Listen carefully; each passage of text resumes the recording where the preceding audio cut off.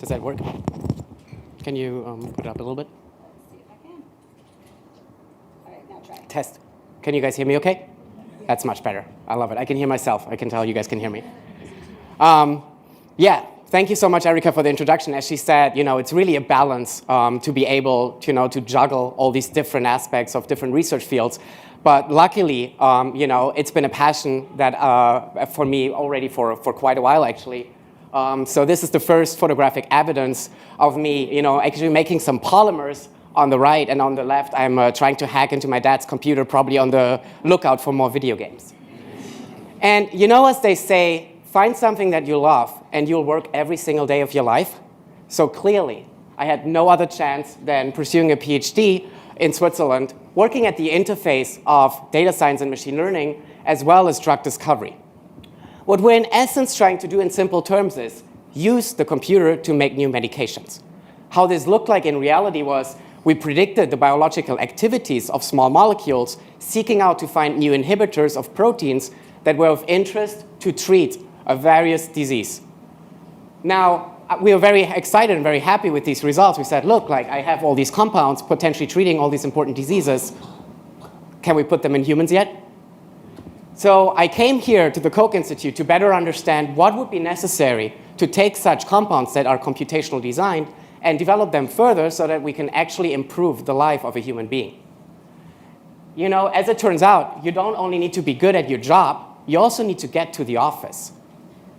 And so basically what I realized as soon as I started working with these tremendous people here at the Koch Institute is that if a patient swallows a drug, it goes on this, it embarks on this tremendous journey through the body, if you want to think about it like that, facing all these different challenges, all those checkpoints, where potentially the drug actually would never make it into the target tissue, into the target cell, to exert its biological activity, but it stopped before. Metabolism could make it inactive, it could be eliminated too quickly. A wrong biodistribution could really prevent it from being in the target tissue where it needs to be. So my postdoc here is committed to using machine learning and data science, not only to understand what of these challenges a medication would face, but also to develop solutions to overcome these challenges. And the one that I want to talk about today is one of the very first ones, actually.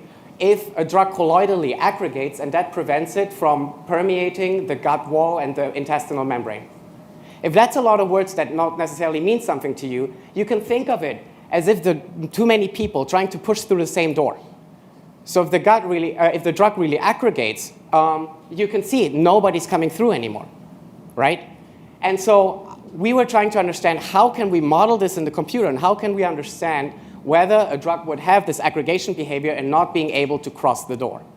We use molecular dynamic simulations to simulate these dynamic behaviors, and then use machine learning to interpret the dynamics, the shapes that are formed, the complexes that are formed in these simulations, as well as the interaction between those individual molecules.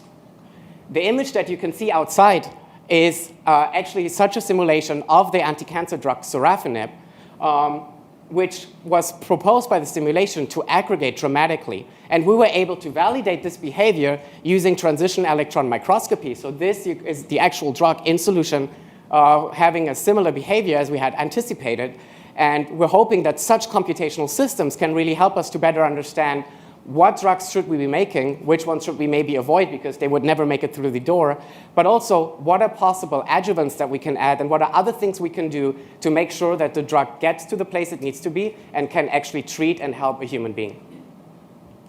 And with that, it remains me to thank a bunch of people, most and foremost my postdoc advisors, Bob and Gio, and not less important, my team of students, especially the three musketeers you can see on the lower right, Crystal, G, and Natsuda, who've been extremely of tremendous help, amazing uprising scientists, and have contributed dramatically to this work. Yoon, who's the artist behind the actual microscopy image. And then my PhD advisor, Gisbert Schneider, and team members at ETH Zurich. And there's a big list here of people at the Koch Institute and across Boston that have significantly impacted my journey and my postdoc here in the last 3 years, so I want to thank them as well. The Swiss National Science Foundation, IBM, and the Sense Time Coalition for funding, and you all for your attention.